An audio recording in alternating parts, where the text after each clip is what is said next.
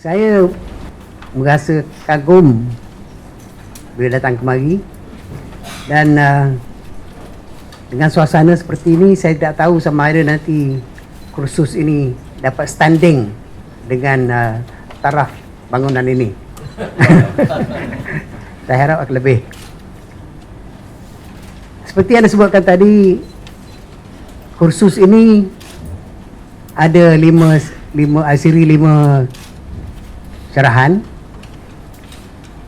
Modulnya sudah diedarkan, tapi saya dengar ada yang belum dapat lagi, yang saya punya. Tak tahu pasal apa. Tapi macam mana pun dapatkanlah kemudian supaya dapat diketahui apakah yang akan dibincangkan dalam 5 kuliah itu. Pada yang pertama ini, saya nampak PowerPoint saya tak ada lagi. Ada tak? Kalau tak ada PowerPoint, ya? Tak dengar. Tak dengar. Boleh kuatkan? Main dekat tu tak sedap lah. Dah ada ada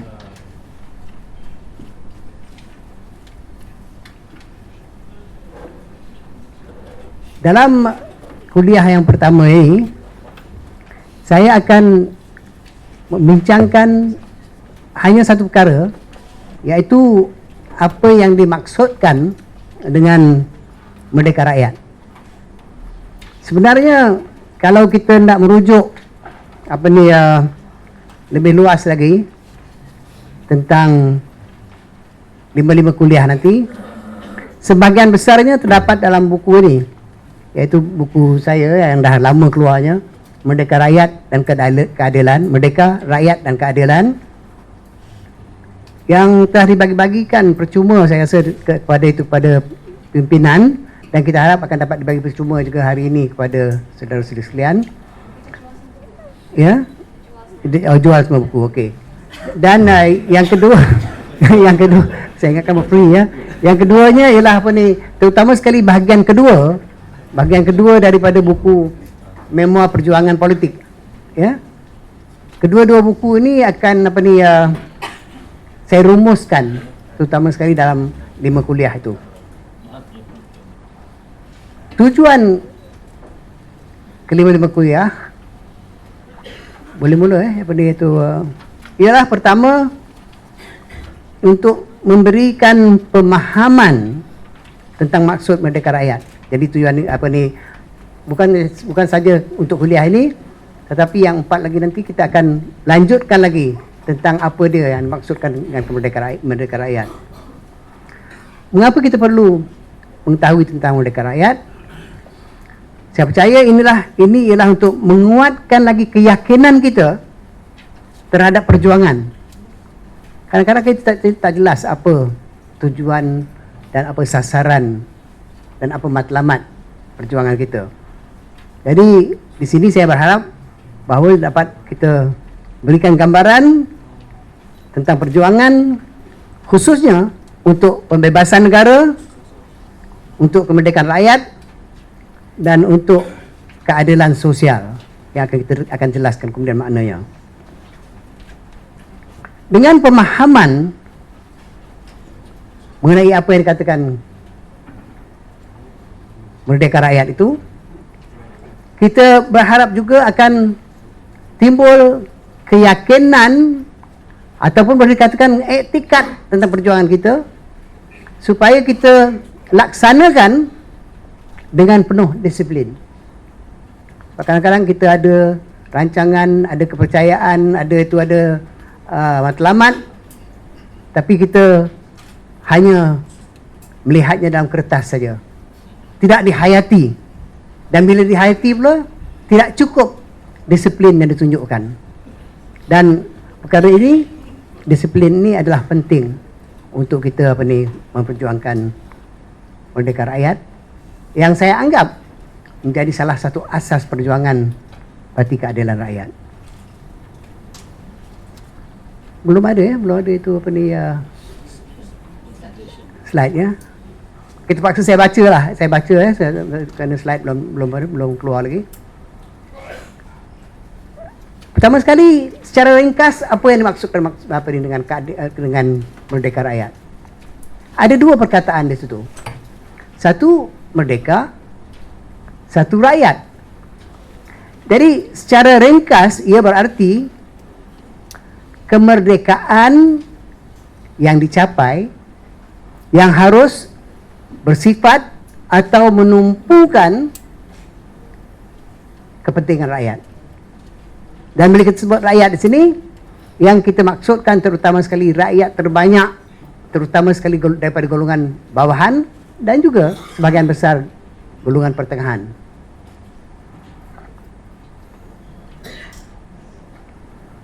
Kalau misalnya itu secara ringkas maksudnya, kita perlu mengetahui pula apa maksud yang lebih luas. Berartilah kita harus tahu apa dia yang dijadikan asas perjuangan keadilan itu. Baik, saya huraikan apa yang saya maksudkan. Dan di sini saya akan pergi sedikit kepada sejarah. Sebelum Perang Dunia Kedua, terdapat penjajahan oleh British dan juga Belanda di rantau ini. Britain merupakan kuasa penjajahan terbesar yang mempunyai tanah jajahan di sebahagian besar dunia. Dikenali sebagai British Empire dan kemudiannya sebagai Commonwealth. Jepun di bawah General Tojo telah cuba mendirikan sebuah kawasan jajahan tersendiri yang dikenali sebagai Co-Prosperity Sphere, iaitu kawasan kemakmuran bersama. Akan tetapi ada problem gigi sikit. Akan tetapi percubaan ini tidak bertahan lama.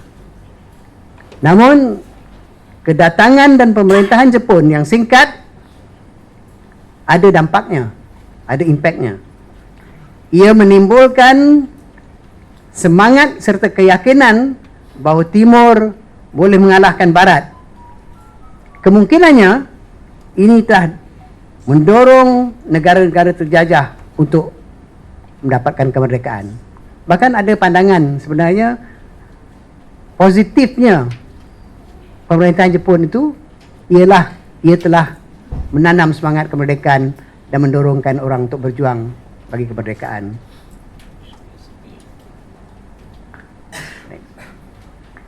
Selepas ini apa? Next Selepas Jepun dikalahkan, beberapa buah negara telah berjuang untuk kemerdekaan. Di Afrika dan juga di Asia. Di Asia ia bermula dengan India, dan di Afrika ia bermula dengan Ghana. Jajahan Belanda pula ditentang oleh Indonesia yang mendapat kemerdekaan penuh di negara mereka. Perkembangan perjuangan untuk kemerdekaan ini telah merebak ke Malaysia sehingga kita mencapai merdeka pada tahun 57.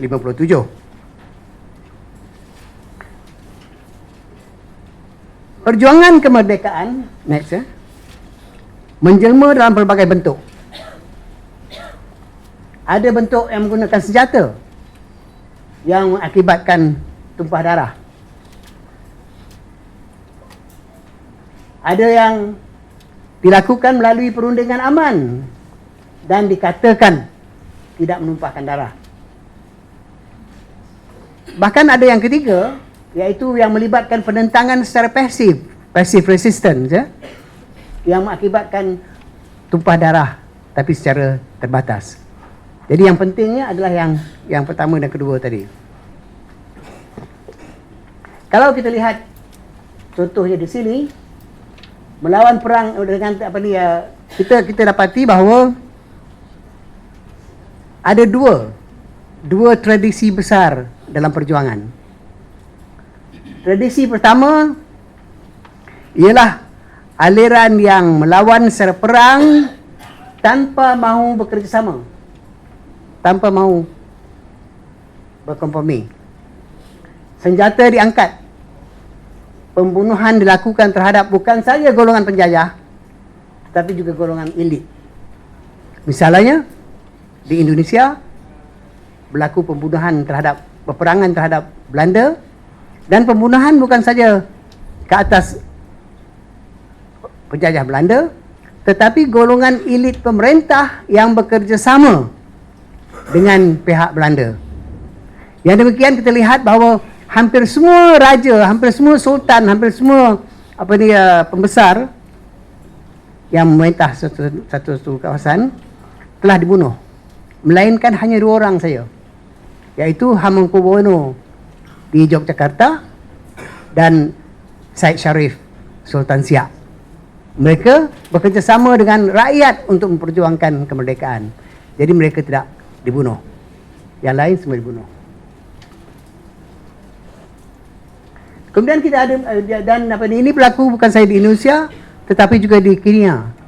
Kenya apabila Kenyatta misalnya mengangkat senjata dengan golongan Kikuyunya, dan akhirnya telah mendapat kemerdekaan. Tradisi yang kedua ialah tradisi bekerjasama ataupun bersyubhat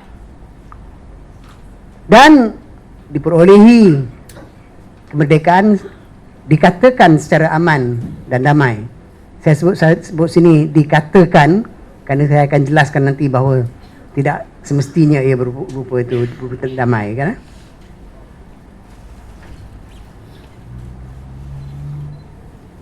Dalam tradisi kerjasama ini, golongan atasan tradisional, raja atau pembesar, diperkukuhkan kedudukannya dengan sokongan pihak penjajah.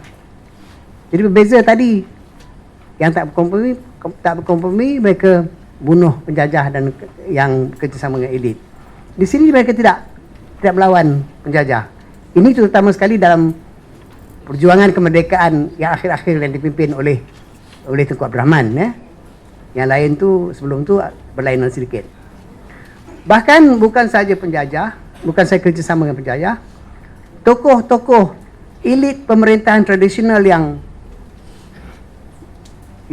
ada yang elit tradisional yang menentang penjajah diturunkan. Ada raja misalnya diturunkan di Perak ke di mana-mana, kan, di Selangor dan di Terengganu juga raja diturunkan, dan dinaikkan raja yang dianggap boleh bekerjasama dengan pihak British.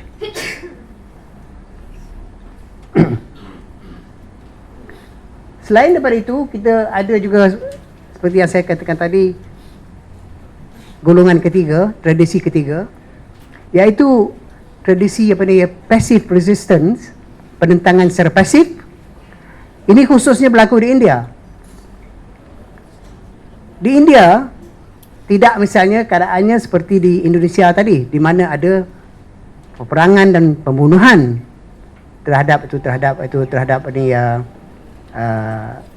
British pada akhir-akhirnya. Tetapi kita dapati ada sebenarnya pertempuran yang juga membawa kepada tumpah darah, tetapi cuba dikurangkan akibat ini, tidak sebanyak di Indonesia, dan tidak pula berlaku misalnya seperti di Malaysia, di mana kerjasama dan kompromi terus dilakukan. Di India, sikap terhadap elit yang memerintah, elit tradisional waktu itu, raja ke maharaja ke dan sebagainya, adalah berbeza sedikit.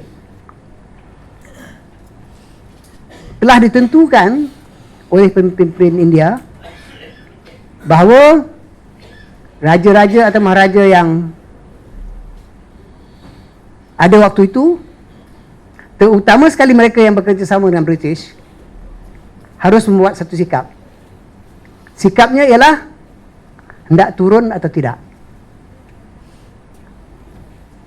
Apa yang dilakukan oleh pemimpin politik India waktu itu ialah untuk menghantar pegawai-pegawai mereka yang tertinggi dan yang dihormati untuk menemui raja dan maharaja ini. Tanya mereka, selama ini kamu bekerja sama dengan pihak British. Rakyat mahukan kemerdekaan. Rakyat tidak mahu misalnya ada pihak-pihak yang bekerja sama dengan British. Oleh kerana itu, pilihlah. Engkau hendak turun atau hendak mengatasi atau menghadapi akibat-akibatnya. Kalau turun, barangkali ada habuan-habuan sedikit.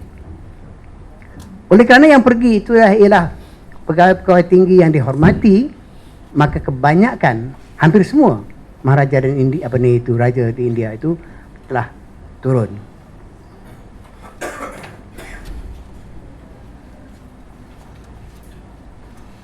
Dengan sejarah yang agak ringkas itu, karena iaitu ada penjajahan, ada penentangan terhadap penjajahan, dua soalan timbul.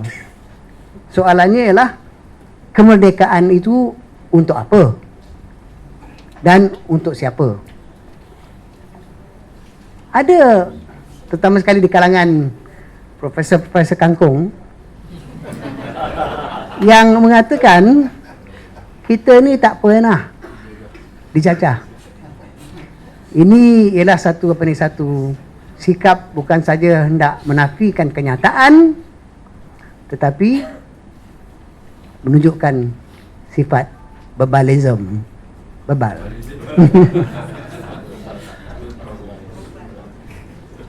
Bila berlaku penjajahan, kita tahu bahawa bangsa yang dijajah itu hilang kuasa dan martabatnya di bawah bangsa lain.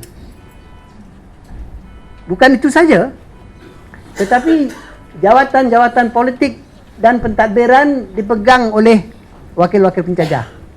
Jadi bukan kita yang mentadbir, bukan kita yang memerintah. Dan yang dijajah tidak dapat menentukan arah tuju politik sendiri. Dan akhir sekali, ekonomi dan sumber kekayaan dikuasai penjajah, dan kekayaan tiada faedah untuk yang terjajah, bahkan hanya untuk yang menjajah. Jadi keadaan-keadaan ini menimbulkan dorongan untuk mencapai kemerdekaan. Jadi untuk apa? Untuk mencapai kemerdekaan. Untuk apanya ialah pertama, supaya dari segi politik kita ada kuasa sendiri, boleh menentukan arah tuju negara kita. Bukan saja dari segi politik, tapi juga dari segi ekonomi. Kita hendak juga merdeka untuk apa? Supaya ekonomi dikuasai oleh negara dan rakyat, dan kekayaan serta hasil bumi negara tidak dipunggah keluar sebagai keuntungan besar kepada penjajah, tetapi dapat digunakan terutama sekali oleh negara, dan khususnya oleh rakyat dari yang terbanyak daripada golongan bawahan dan menengah. Dan begitu jugalah dari segi sosial, misalnya dalam susun lapis masyarakat, iaitu masyarakat yang bersusun lapis tinggi rendah, kita dapati bahawa golongan yang dijajah itu terletak di peringkat bawah, di lapisan bawah.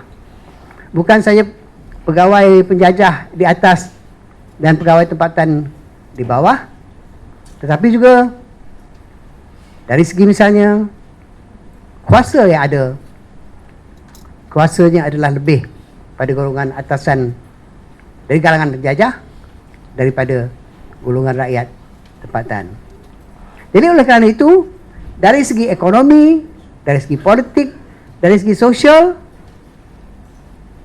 rakyat yang sedar tentulah mahu menghapuskan keadaan-keadaan dan tekanan-tekanan yang timbul daripada penjajahan itu dan menegakkan suatu negara, suatu bangsa yang bebas dan merdeka, di mana politiknya ditentukan oleh diri sendiri, di mana ekonominya menguntungkan rakyat sendiri, di mana martabat rakyat tempatan dapat dipulihkan kepada keadaan yang lebih tinggi daripada masa penjajahan. Jadi itu untuk apa? Untuk apa kita mahu merdeka? Tapi bila dah dapat kemerdekaan, ada perkara yang lebih penting. Yang lebih penting itu ialah merdeka untuk siapa? Merdeka untuk siapa? Semasa penjajahan, jelas bahawa di segi politik, ekonomi, yang paling banyak sekali mendapat laba dan keuntungan ialah negara dan bangsa yang menjajah itu. Akan tetapi, di sini pun didapati bukan seluruh negara dan bangsa yang dapat berkongsi bersama kekayaan yang dipunggah masuk. Maksud saya, negara yang menjajah, dia punggah kekayaan negara. Bila dia punggah ke negara mereka, tak berarti semua rakyat mereka yang dapat keuntungan daripada harta yang dipunggah itu, kekayaan yang dipunggah itu.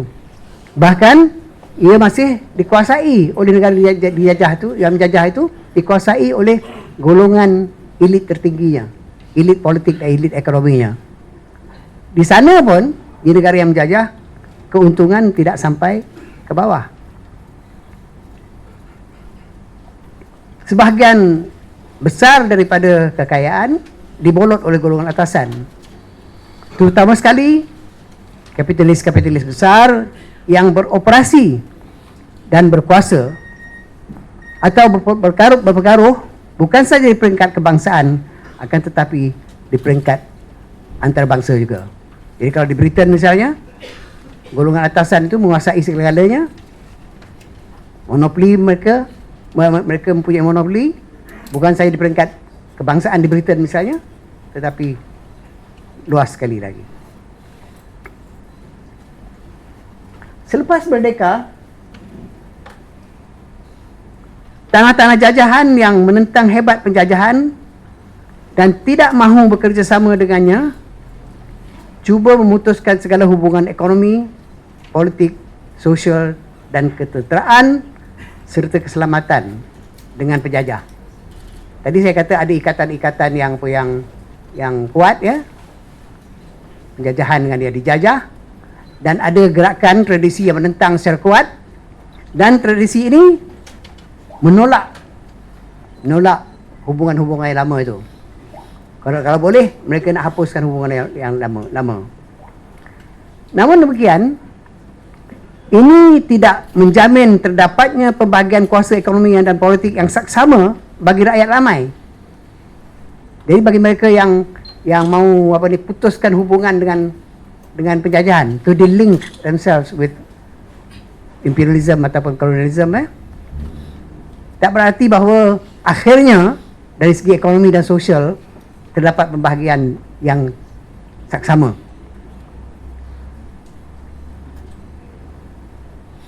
Bagi tanah jajahan yang mahu bekerjasama dan bersubhat dengan penjajah, didapati bahawa golongan penjajah dapat meneruskan sebahagian daripada kepentingan serta keuntungan yang pernah diperolehi dalam bidang ekonomi, politik dan keselamatan, bahkan juga dapat meneruskan institusi-institusi dan dasar-dasar yang pernah dijalankan oleh pihak penjajah.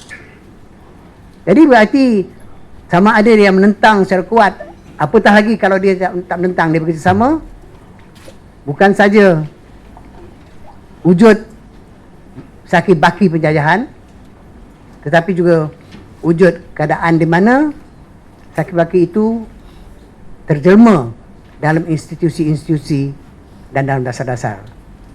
Sama ada institusi pendidikan misalnya, ataupun bahkan juga kehakiman, dan juga dasar-dasar, dasar dalam negara ataupun luar negara. Di Melaya, sebelum Malaysia dulu, semasa mendapat merdeka yang dikatakan secara perundingan dan aman itu, sebahagian besar daripada pemimpin politik yang mendapat kemerdekaan itu terdiri daripada golongan bangsawan, pemodal dan juga bekas pegawai tinggi. Ini mereka yang penting di Malaysia, di Melaya waktu itu. Kebanyakan mereka ini mempunyai hubungan rapat dengan golongan penjajah Inggeris dan terpengaruh oleh sistem pendidikan mereka. Mereka bersikap pro-barat dan sering dianggap Anglophile, iaitu mirip keinggrisan. Mereka merupakan lapisan atasan dalam sistem susun lapis masyarakat masa itu. Mereka terdiri dari pelbagai kaum, akan tetapi yang dominan ialah Melayu, di golongan atasan ni ya. Mereka memimpin perikatan terdiri daripada parti-parti UMNO, MCA dan MIC yang boleh dikatakan beraliran kanan ataupun berpendirian konservatif dari sudut politik. Selalu dikatakan bahawa pimpinan dalam perikatan UMNO, MCA dan MIC adalah gabungan di antara golongan bangsawan Melayu dengan kapitalis Cina dan juga profesional India. Mereka ini daripada golongan dari golongan atasan ya, golongan atasan. Sebagai golongan atasan yang kita lihat tadi terpengaruh pula oleh unsur-unsur penjajah, maka mereka ini berpendirian konservatif. Dan bukan saja konservatif dan tetapi selalu disebutkan dalam istilah politik reactionary.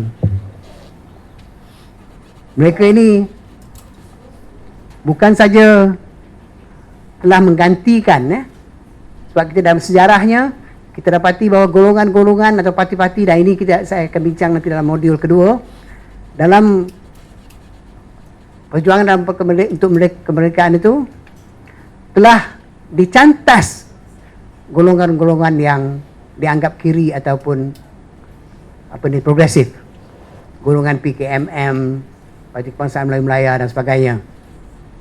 Mereka dicantas. Ada yang dibunuh, ada yang masuk tahanan, ada yang diburu berpuluh-puluh tahun.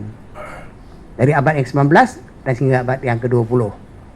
Ini nanti kita akan bincang kemudian. Dan tradisi yang progresif dan radikal itu dapat dimusnahkan dan digalakkan tradisi dan golongan yang konservatif serta yang bersikap kanan ini.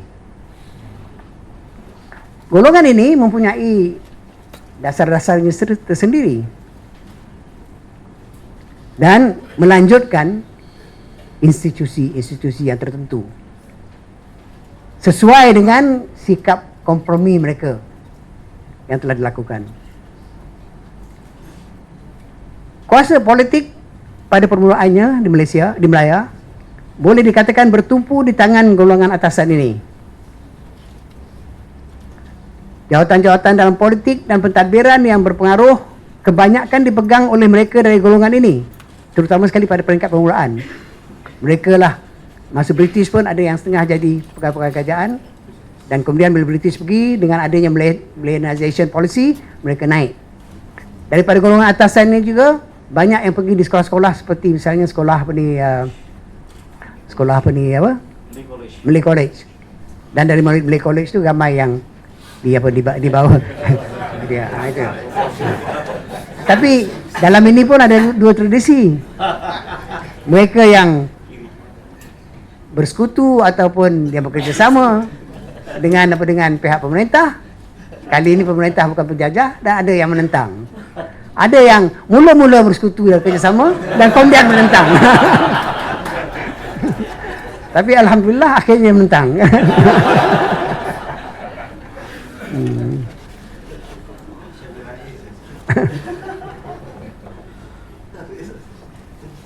Kalau kita lihat secara perbandingan, mereka daripada golongan bawahan dan pertengahan yang sebenarnya lebih besar, lebih ramai daripada golongan atasan elit tadi. Mereka yang di bawah ini yang dapat sampai ke atas secara perbandingan adalah sangat kecil. Jadi artinya dari segi siapa yang mendapat keuntungan daripada kemerdekaan itu, dari peringkat permulaannya keuntungan itu berlanjutan kepada golongan atasan dan sedikit saja yang sampai ke bawah. Makin rendah kedudukan masyarakat itu dalam susun lapis, diam di kampung, diam di pedalaman, makin susahlah mereka untuk mendapat akses kepada saluran-saluran seperti pendidikan dan sebagainya yang boleh membawa mereka kepada peringkat yang tinggi. Ada tu ada, tetapi bilangannya adalah sangat kecil. Tapi dengan adanya perubahan-perubahan sistem pendidikan dan sistem pentadbiran, ada perubahan yang berlaku di mana terbuka peluang untuk golongan bawahan untuk bergerak ke atas. Ada social mobility yang memungkinkan mereka naik. Tapi sekali lagi saya tegaskan, bilangan yang jadi pegawai tinggi, bilangan yang menjadi pejabat kanan adalah sangat kecil.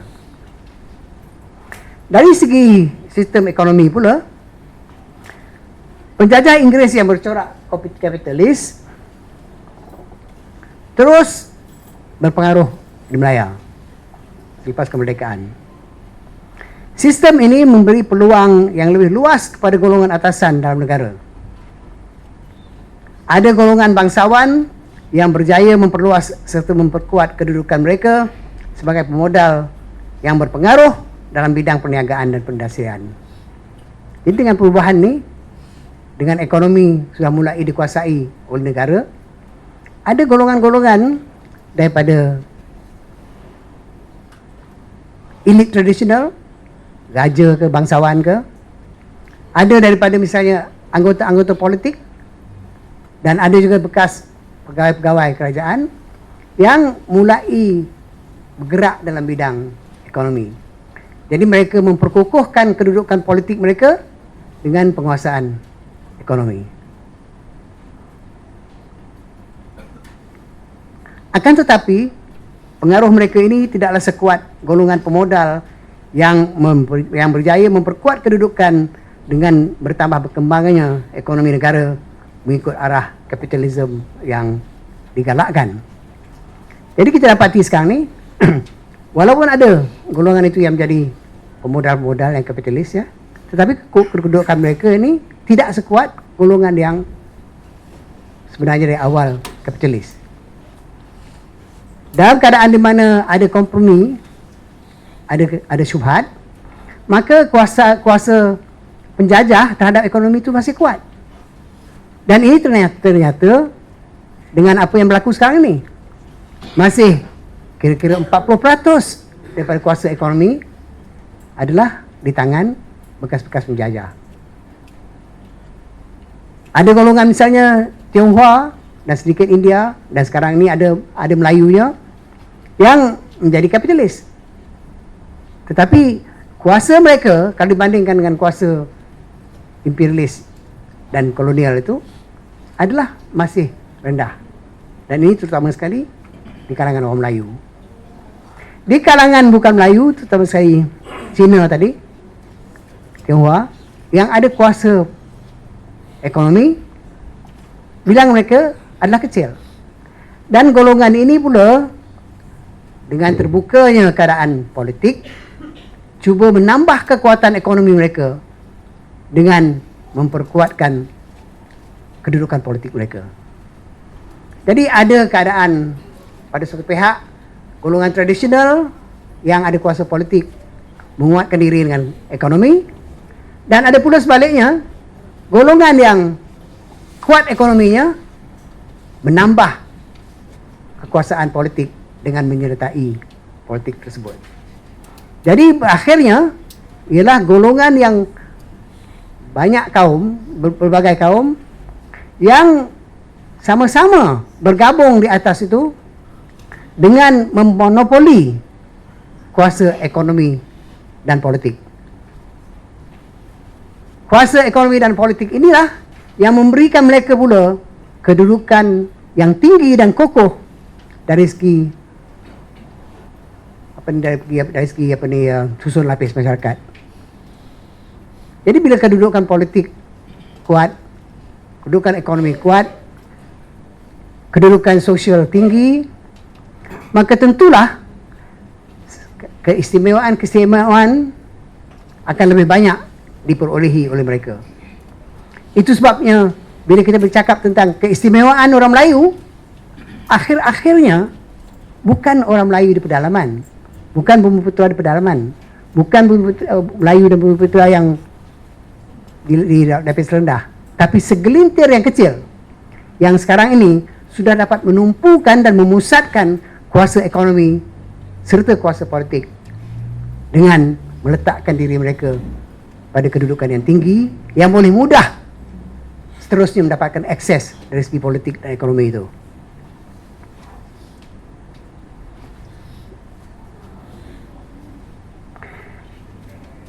Nyata sekali, golongan yang paling banyak mendapat keuntungan dan menambah kuasa adalah mereka daripada golongan atasan. Ini boleh berlaku terutama sekali oleh dua faktor besar. Faktor pertama ialah bertapaknya falsafah, sistem serta dasar yang nyata memihak kepada golongan atasan. Golongan atasan yang mempunyai kuasa ekonomi dan politik ini tentu hendak memastikan kuasa mereka itu dipertahankan. Dan oleh kerana itu, mereka akan memastikan adanya dasar, adanya sistem yang menguntungkan mereka. Sekarang ini bukan saja untuk mereka, bahkan juga diperkuat juga dengan kroni-kroni mereka. Ini dasar itu tentulah dasar untuk golongan atasan dengan kroni. Makin kuat, makin banyak kroninya. Makin kuat dan banyak kroninya, makin kuat ekonominya. Semakin kuat ekonominya, semakin mudah menggunakan ekonomi itu untuk memperkuatkan kuasa politiknya. Jadi benda ini semua kait mengait. Ya. Faktor kedua ialah semakin pesat dan kuat pembentukan dan pengkristalan ataupun crystallization sistem susun lapis masyarakat yang menambah jelaskan pembentukan lapisan atau kelas sosial. Jadi bila berlaku semua itu tadi, kita lihat bahawa semakin crystallized the social class system, social stratification system. Lebih jelas dan kuat dan lebih nyata kita lihat misalnya siapa di golongan atasan. Dulu boleh dikatakan, orang mengatakan, oh ini Melayu miskin, Cina kaya. Itu dulunya kan. Dan apa yang sebenarnya berlaku ialah sebahagian besar Melayu miskin, ada sedikit bukan Melayu miskin, dan di antara yang kaya adalah kebanyakannya satu golongan tertentu, Tionghoa. Tetapi mereka lupa bahawa penguasaan penjajah itu masih wujud dan masih banyak. Dan hasil pembangunan ekonomi politik khususnya dan adanya penumpuan kekayaan dan politik pada bilangan yang kecil ini, bilangan yang kecil ini bertambah kuat dan bersifat rakus.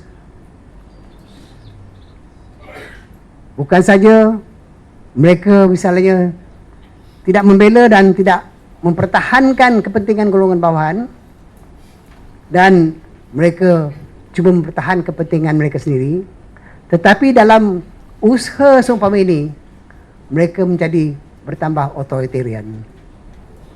Bila Mahathir dan Najib misalnya bertambah berkuasa dan mengatakan mereka mahu membela rakyat bawahan, tapi naikkan harga, menyusahkan rakyat yang ramai. Waktu itulah kita lihat taring-taring authoritarian mereka. Jadi inilah bahayanya misalnya keadaan yang tersebut. Bila authoritarian, semakin kuat penekanannya terhadap rakyat ramai. Jelaslah dalam sistem ekonomi politik yang ada, yang paling sedikit mendapat faedah daripada hasil pembangunan dan kemajuan adalah lapisan yang terbawah.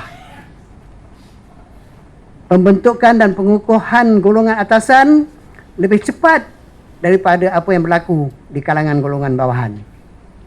Segelintir golongan yang kaya cepat menjadi bertambah kaya. Kebanyakan daripada golongan bawahan ada yang menjadi bertambah miskin ataupun lambat sekali bertambahnya pendapatan mereka. Proses penimbun tambahan kekayaan terutama sekali di kalangan segelintir golongan atasan melebarkan lagi jurang pendapatan sosioekonomi. Ada teori yang mengatakan bahawa salah satu sebabnya kemiskinan meluas dan berterusan ialah kerana adanya penumpukan atau penimbun tambahan kekayaan dan kekuasaan di kalangan segelintir orang. Makin kuat kuasa ekonomi dan politik mereka, makin meluas kesusahan dan kemiskinan rakyat. Ini mengakibatkan bertambah luas keadaan kemiskinan perbandingan, walaupun angka-angkanya menunjukkan kemiskinan mutlak semakin kurang. Kemiskinan perbandingan ialah kemiskinan yang timbul akibat jurang yang bertambah lebar. Jadi dalam jurang itu yang bawah itu walaupun pendapatannya agak lumayan sedikit, itu dianggap sebagai miskin. Sekarang ini masalah ini adalah lebih besar pada kemiskinan mutlak. Kemiskinan mutlak ini yang dikira dengan garis kemiskinan dan sebagainya. Dan dalam keadaan ini kita dapati bahawa dalam masyarakat semakin meluaslah dengan sistem dan dasar yang ada kemiskinan perbandingan tadi. Golongan atasan yang bertambah kuat terdiri daripada pelbagai kaum. Akan tetapi majoritinya seperti yang saya katakan tadi adalah Tionghoa. Ini kalau kita ambil yang tempatan saja. Tak ambil misalnya bekas penjajah yang masih ada kuasa ekonomi. Daripada 100 orang yang terkaya dalam negara ini, hanya kira-kira 10% saja terdiri daripada orang Melayu. Ini masih kedudukan Tionghoa masih kuat. Daripada 40 orang terkaya, cuma 6 orang saja Melayu yang mempunyai hubungan keluarga atau kroni yang rapat dengan tokoh-tokoh paling berkuasa dalam negara. Jadi, sudah berapa tahun merdeka? Sejak 1957. Kemiskinan masih ada. Kadar kemiskinan mutlak nampak rendah. Cuma dikatakan 88% seluruhnya di kawasan desa dan pedalaman, dan 3% di bandar. Nampak kecil. Apa asal kecil? Kecilnya ialah kerana garis kemiskinannya ada rendah. Kira-kira dalam 780 ataupun 800 lebih. Kalau misalnya rendah garis kemiskinan, sedikitlah yang di bawah garis kemiskinan. Tapi kalau kita naikkan, makin ramailah di bawahnya. Jadi untuk menunjukkan tak ramai yang miskin, maka rendahlah beberapa tahun garis kemiskinan itu. Dan itulah yang sekarang ini berlaku. Dan di kalangan yang kaya pula, ada golongan-golongan yang berusaha untuk dapat kekayaan, menjadi milioner dan sebagainya. Tetapi di kalangan kebanyakan orang Melayu, yang saya kata 6 orang daripada 40 tadi ya, mereka ini adalah terdiri daripada kaum kerabat dan juga kroni-kroni. Termasuk misalnya seorang anak seorang raja. Termasuk misalnya Syed Bukhari. Termasuk misalnya adik Najib. Di antara 6 orang ni. Jadi kedudukan mereka kuat terutama sekali kerana adanya hubungan mereka dengan yang berkuasa dan kerana mendapat peluang-peluang yang banyak hasil daripada hubungan koloni dan tuan tadi. Dan inilah sebabnya misalnya kita lihat Ketua Umum sangat marah misalnya dengan apa yang berlaku dengan kekayaan Syed Mukhtar. Sebab Syed Mukhtar mendapat kekayaan itu daripada hubungannya yang rapat. Dia dapat monopoli beras, gula dan sebagainya. Dan dia menaikkan harga dengan tidak mempedulikan golongan bawahan. Berartilah sengaja diteruskan dasar supaya seorang dua yang kaya ini dapat banyak mengumpul kekayaan at the expense of the poor, dengan mengorbankan golongan yang susah itu. Dan dari segi itulah dasar mereka tidak akan dapat membantu rakyat, walaupun dia katakan rakyat diutamakan dan sebagainya. Saya katakan tadi bahawa garis kemiskinan menentukan keadaan. Jikalau diambil pendapatan 1,500 dan kurang, lebih daripada 53% isi rumah ada dah di bawah pendapatan itu. Kalau kita ambil 700 tadi, cuma 8% yang miskin. Tapi kalau kita ambil 1,500, 53% dianggap miskin. Kalau pula diambil misalnya 3,000 ke bawah, dan 3,000 ni cut off point untuk BRIM misalnya kan, kita dapati bahawa 70% isi rumah seluruh negara di bawah pendapatan ni. 70%. Jadi arti kedudukan ekonomi itu agak sulit juga kan. Hampir semua yang di bawah garisan kemiskinan di desa, kalau kita ambil garis kemiskinan 700 lebih tadi, dan pedalaman adalah Melayu Bumiputera. Hampir semua, tidak semua. Ada India, ada Asia, ada China misalnya di kawasan yang mundur. Manakala lebih daripada 70% yang di bawah pendapatan 1,500 terdiri daripada kebanyakannya orang Melayu dan Bumiputera saja.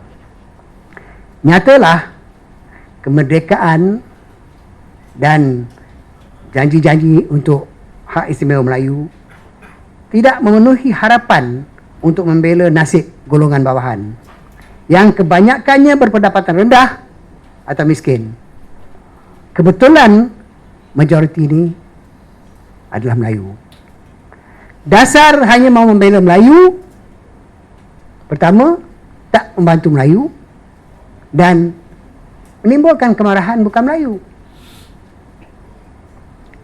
Ia menimbulkan kemarahan bukan Melayu dan juga Melayu oleh kerana dasar keistimewaan misalnya memberikan keuntungan kepada lapisan atasan yang kecil itu. Itu sebab kita mengatakan dasar kita ialah supaya membela rakyat bawahan yang ramai itu. Rakyat miskin yang ramai itu kalau misalnya di bawah 1,500 atau 3,000. Bila kita semua kita bela, tak kira kaum, yang banyak terbela ialah Melayu Bumiputera juga. Dan turut dibela juga golongan bukan Melayu. Ini adalah lebih adil, lebih pro rakyat daripada dasar yang ada sekarang ini, yang katanya untuk Melayu tetapi hanya untuk segelintir. Berartilah setelah merdeka pada tahun 1957, pemerintahan yang dikatakan pemerintahan Melayu ini, yang kononnya nak membela orang Melayu, sebenarnya tidak memberikan keuntungan kepada golongan bawahan Melayu. Ini yang penting ya. Dalam pemasyhuran kemerdekaan yang dibaca oleh Tunku Abdul Rahman pada 31 Ogos 1957, diisytiharkan bahawa Persekutuan Tanah Melayu akan, ini saya quote, akan menjadi sebuah negara yang merdeka dan berdaulat serta berdasarkan kebebasan dan keadilan dan sentiasa menjaga dan mengutamakan kesejahteraan dan kesentosaan rakyat dan mengekalkan keamanan antara segala bangsa. Sedap didengar, indah dibaca kan? Tetapi ini merupakan hasrat atau tujuan apa mereka nak merdeka. Jadi ndakkan keadilan, ndakkan kebebasan, ndakkan kesentosaan untuk rakyat dan sebagainya. Kemudian disebut juga dalam peristihar itu, saya quote, mengutamakan kesejahteraan dan kesentosaan rakyat. Ini menyentuh tentang merdeka untuk apa? Akan tetapi merdeka untuk siapa? Merdeka untuk siapa tidak dapat dicapai sepenuhnya bagi golongan bawahan. Terutama sekali kaum Melayu dan Bumi Putra dan juga kaum-kaum lain yang senasib dengan mereka. Dalam pemasyhuran itu disebutkan juga, saya quote, disediakan syarat untuk menjaga hak-hak asasi dan kebebasan rakyat. Dia kata nak mempertahankan hak asasi dan kebebasan rakyat. Tapi kita tahu sekarang ni dengan berbagai-bagai penekanan, berbagai-bagai undang-undang dan berbagai-bagai tindakan buas pihak keselamatan, harapan ini hanya harapan kosong. Sama juga harapan untuk memberikan kesentosaan kepada rakyat ramai. Sebab kita lihat dalam keadaan yang nyata, apa yang berlaku, harapan itu tidak dipenuhi. Slogannya lain, tindakan lain. Cakap, tak serupa bikin. Itu keadaannya.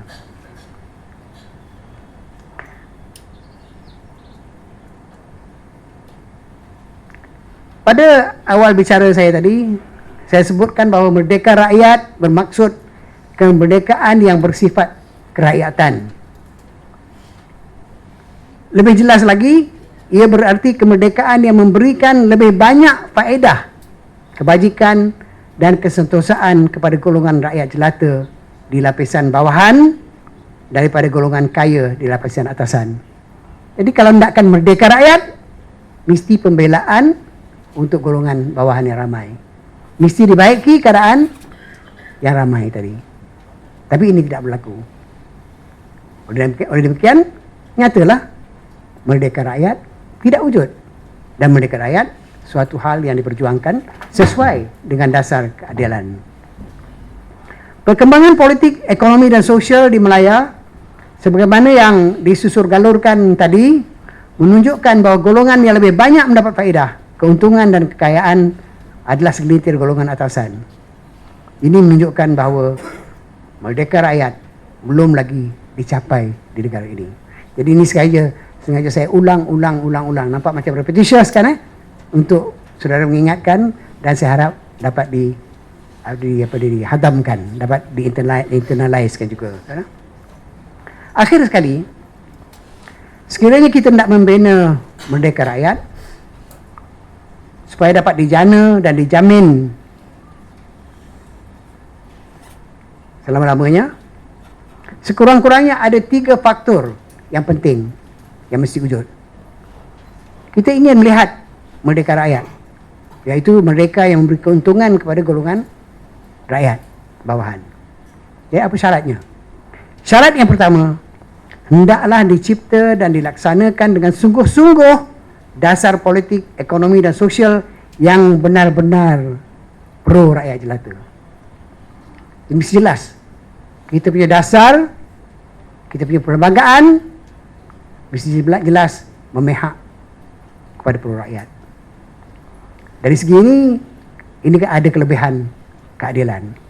Keadilan mempunyai dasar, nanti saya akan terangkan dalam kuliah kedua, mempunyai dasar yang lebih bersifat pro rakyat untuk kesejahteraan dan kepentingan rakyat biasa daripada misalnya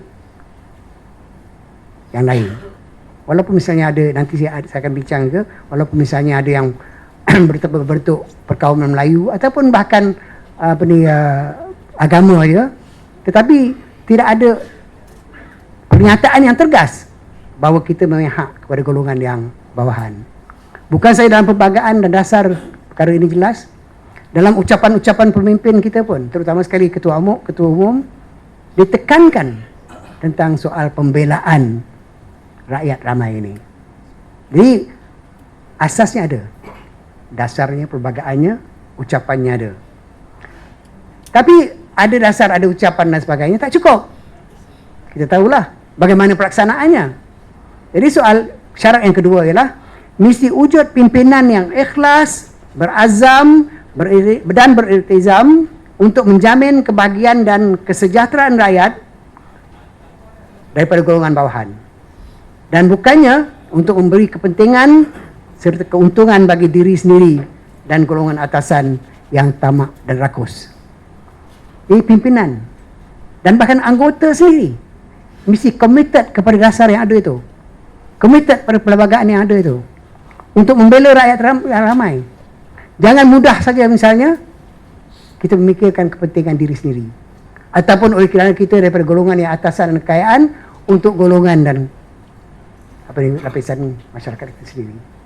Kalau misalnya kita boleh mempunyai azam dan iltizam untuk melakukan itu dan melaksanakan dalam praktik dasar-dasar itu, insya-Allah kita lebih dekat kepada misalnya mencapai cita-cita merdeka rakyat.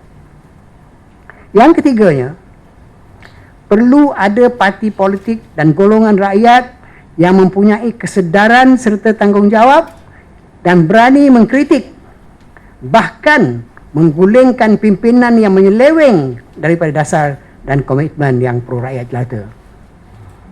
Jadi artinya bukan saja mesti ada parti politik, bukan saja mesti ada pimpinan, bahkan anggota yang ramai yang sanggup untuk mengkritik dan melawan. Bukan saja mengkritik dan melawan misalnya parti pemerintah yang ada sekarang ini, tetapi mengkritik, melawan, bahkan